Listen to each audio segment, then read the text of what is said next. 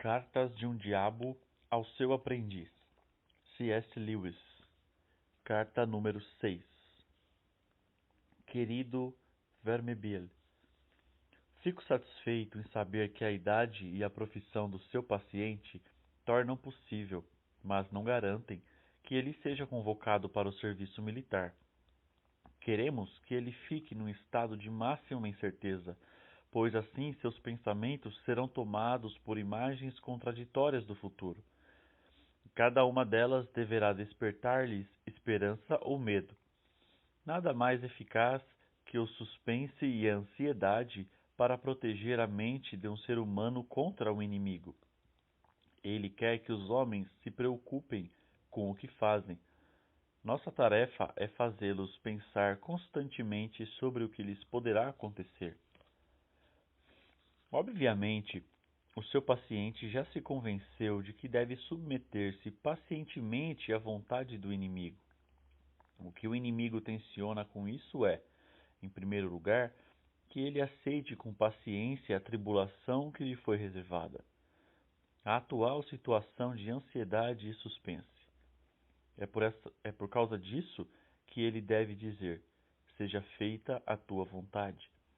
E será pela labuta diária de suportar isso que ganhará o pão de cada dia. É nosso dever assegurar que o paciente jamais pense no seu temor atual como a cruz que lhe foi reservada, mas que pense sempre naquilo que dá medo.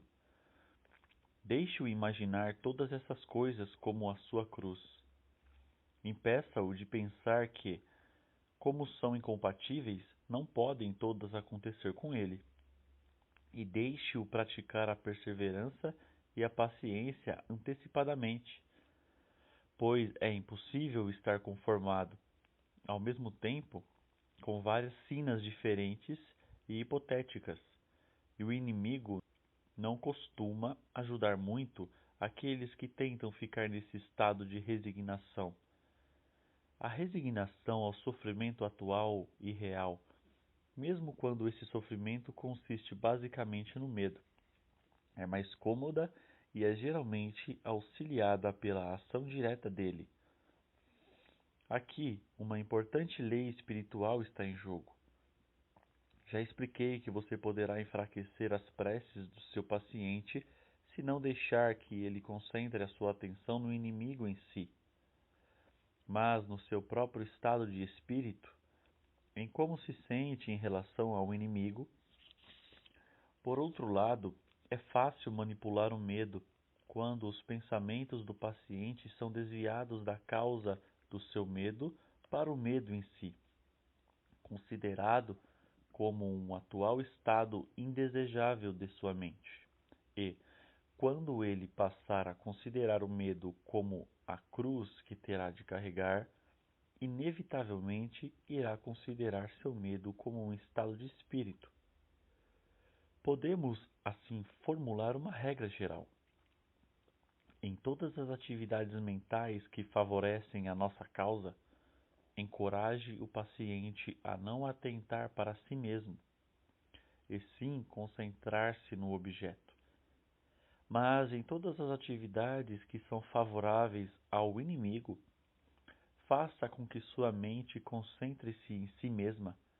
Faça com que uma ofensa ou um corpo de uma mulher chame a atenção dele externamente a tal ponto que ele jamais chegue a pensar em algo como: agora estou entrando naquele estado chamado fúria, ou no estado chamado luxúria.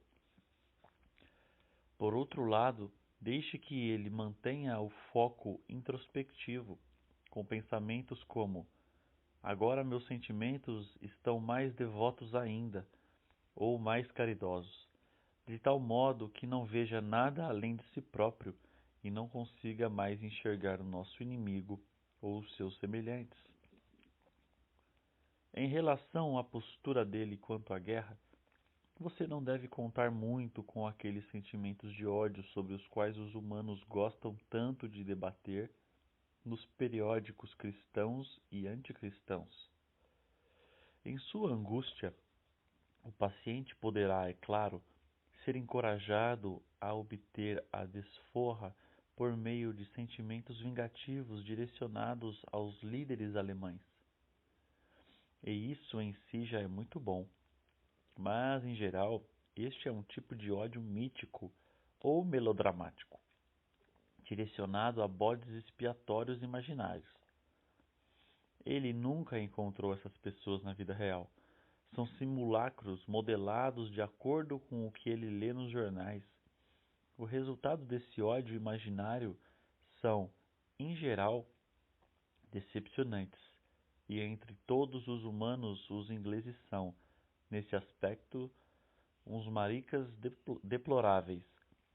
São criaturas desprezíveis que proclamam em alto e bom som que a tortura seria pouco para seus inimigos.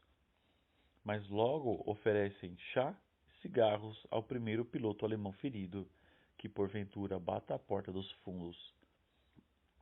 O que quer que você faça, sempre haverá alguma benevolência, assim como alguma animosidade, na alma do seu paciente. O melhor a fazer é voltar a animosidade para os semelhantes mais próximos, aquele que ele encontra todos os dias, e voltar a benevolência para um círculo mais distante, para as pessoas que ele não conhece. Deste modo, a animosidade torna-se completamente real e a benevolência, em grande medida, imaginária. Não há nenhuma vantagem em inflamar o ódio que ele sente pelos alemães, se ao mesmo tempo o pernicioso hábito da caridade cresce entre ele e a mãe, o chefe ou o homem que ele encontra no trem. Imagine o seu homem como uma série de círculos concêntricos, sendo que o central é a sua vontade, o seguinte é o seu intelecto e o exterior a sua fantasia. Não adianta alimentar a esperança de eliminar de todos os círculos tudo aquilo que lembre remotamente o inimigo. Mas você deve continuar jogando para cada vez mais longe do centro todas as virtudes, até que elas finalmente fiquem localizadas no círculo da fantasia. E todas as características desejáveis fiquem no círculo da vontade. Somente quando alcançam a vontade e lá se materializam como hábitos é que as virtudes são fatais para nós.